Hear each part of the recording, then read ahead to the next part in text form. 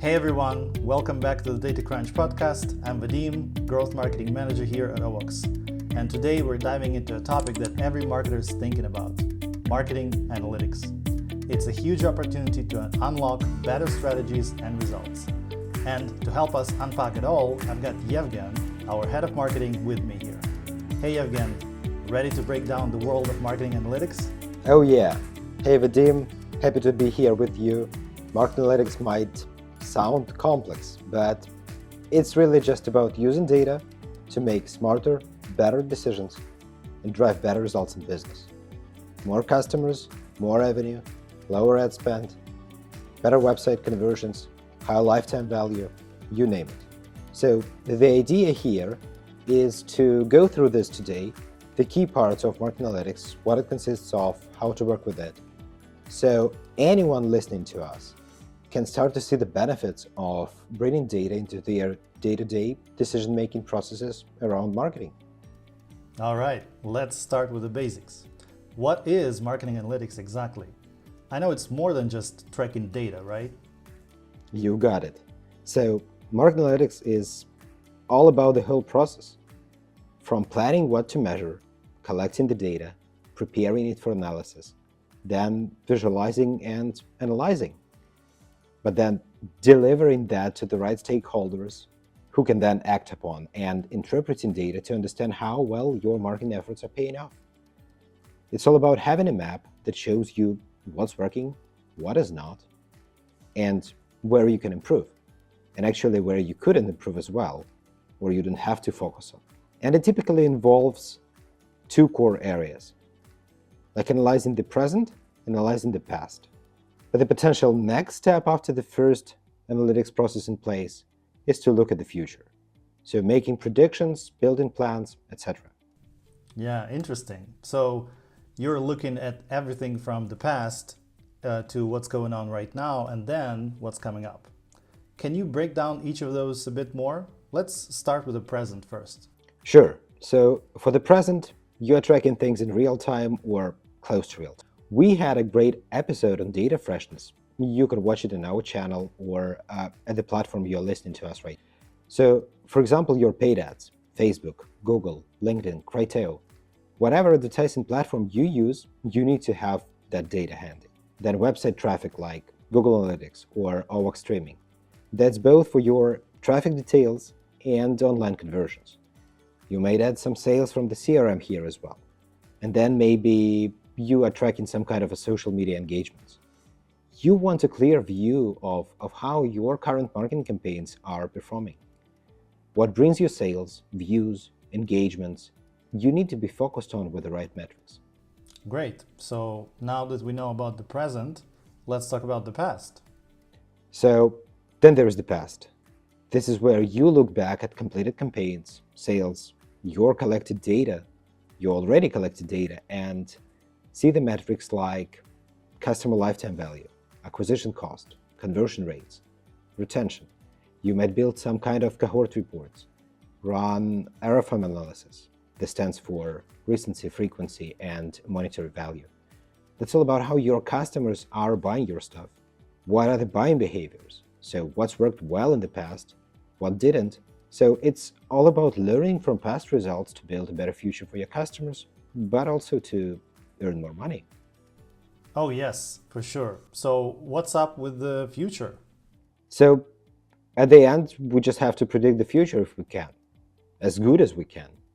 So here we're using data analytics techniques, data from the past, data from today, to forecast the future performance. It's all about using what you've learned from the past to get a jump on the next move. I see. It's like having a full timeline of your marketing. So how does a business get started with marketing analytics? Where does all this data come from? Great question.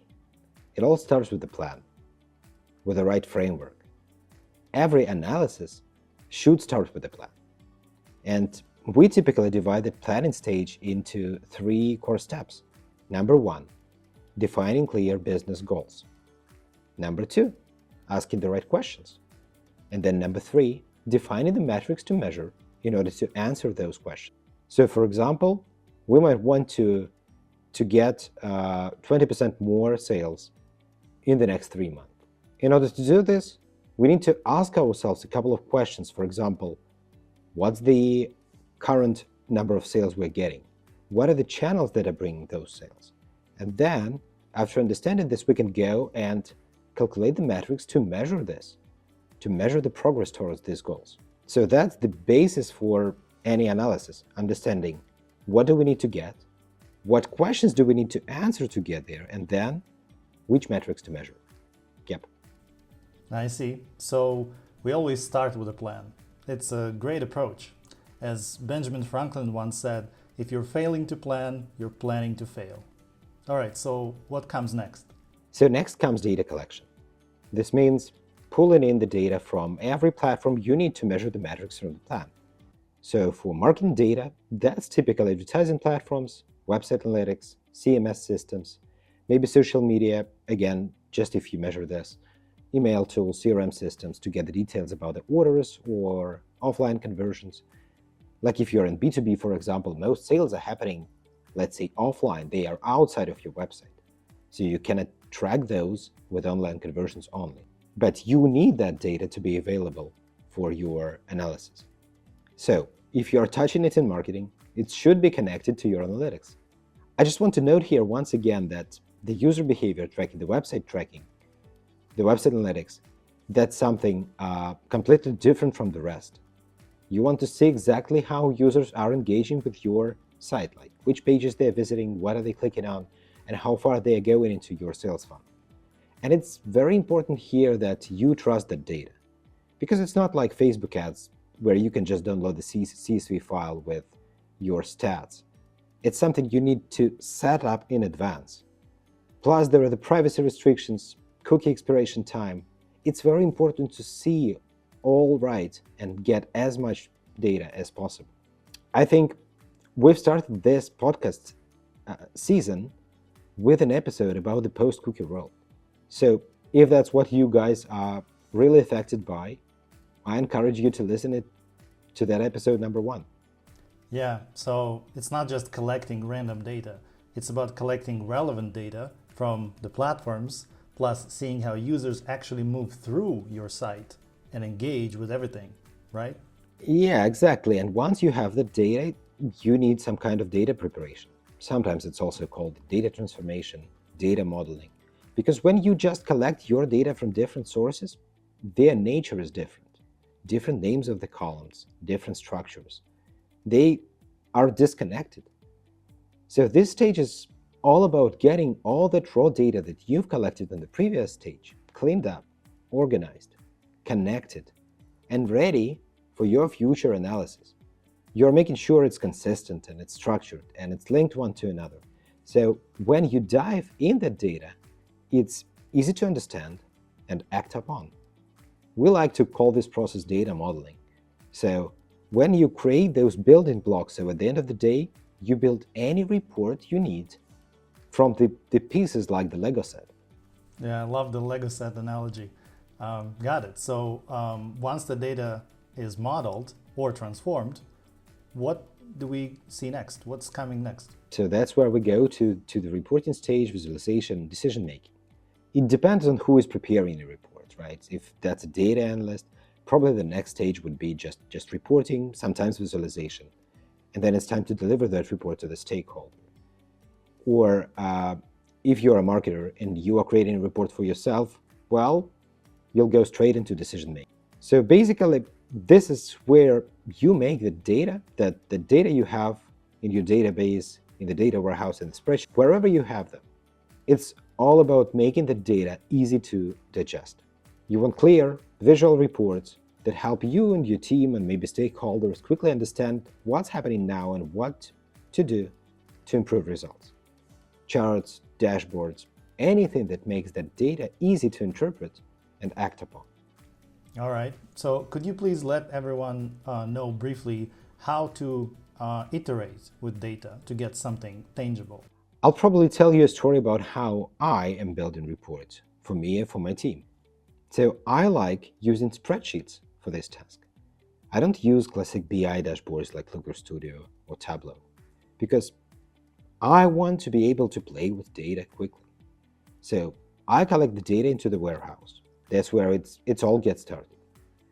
I get it quickly prepared and then bring what I need into Google Sheets. Then I build pivots, charts, maybe more pivots, and then I typically decide to slice and dice some data into cohorts or just to look from different angles. And finally, when I get the sense of something I'll need to use again and again, or if I need to share the findings with my boss, I visualize that data with charts and we're ready to go. They all are automatically updated in my sheets, so that's all connected to the original data. Nice. I like that. So, what should we actually be looking at? What are the main metrics in marketing analytics? It's an amazing question, but there are just a few. So it often boils down to just a couple of metrics: customer acquisition cost, customer lifetime value, and return on investment. So the customer acquisition cost tells us how much it costs to acquire a new customer. Lifetime value shows the total revenue that you get from a customer over the time they spent with you. And ROI is, of course, how much you're getting back for what you're spending. I see. So, those are the kind of like the big three metrics that every marketer should keep an eye on. I imagine these give you a good sense of whether you're making smart investments or not. So those three metrics, they are absolutely essential for knowing if your marketing is actually profitable and sustainable. All right, I see. Let's talk insights. Once you've got all this data, what's the real value? How can businesses use it to their advantage? So the insights that you get from the data analytics, are game-changing.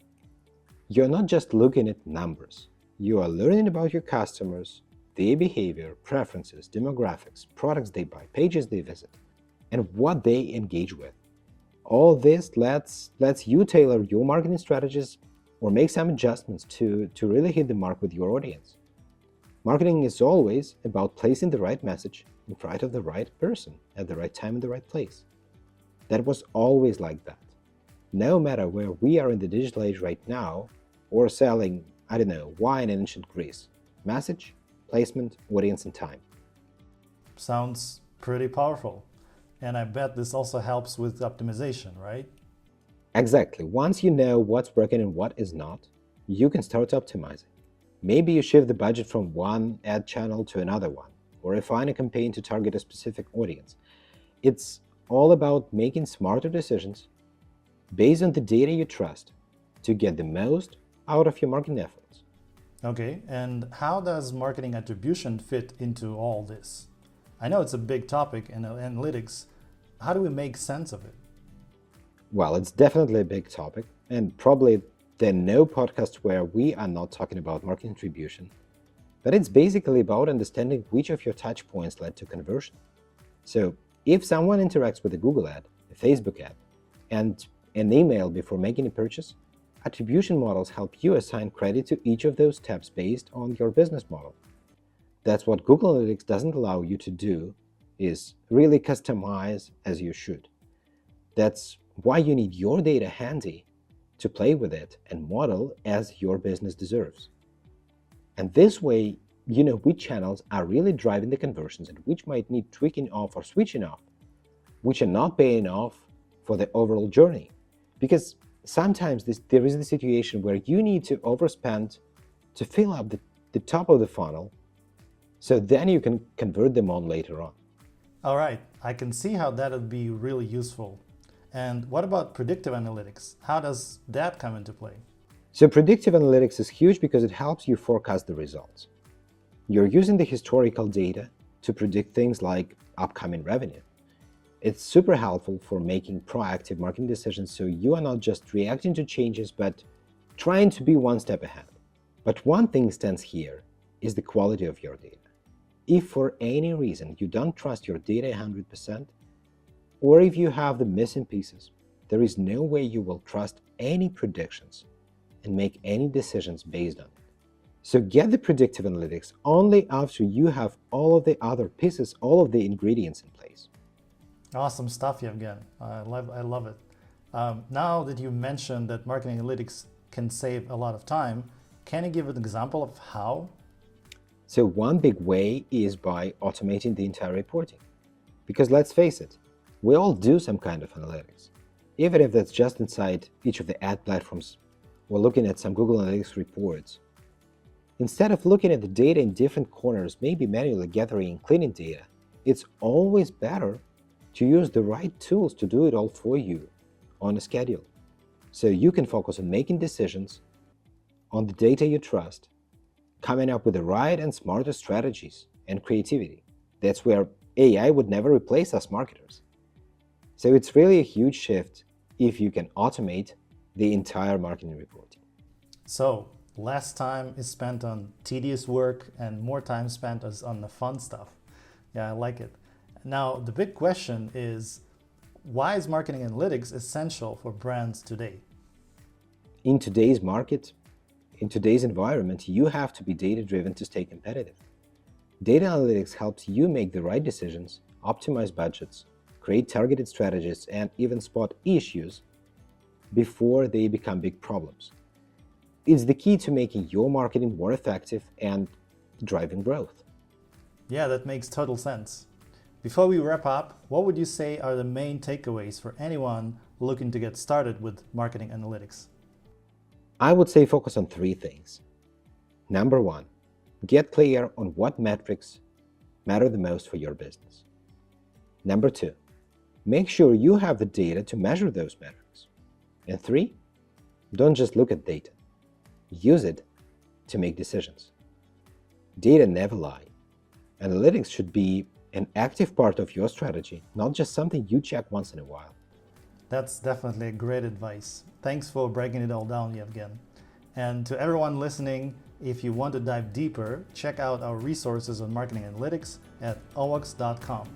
And don't forget to subscribe to this channel for more insights on leveraging data for growth. Thanks, Vadym, for having me here today, and thanks everyone for tuning in. Remember, data is there to help you win the game, but make sure you put it to work. Catch you in the next episode.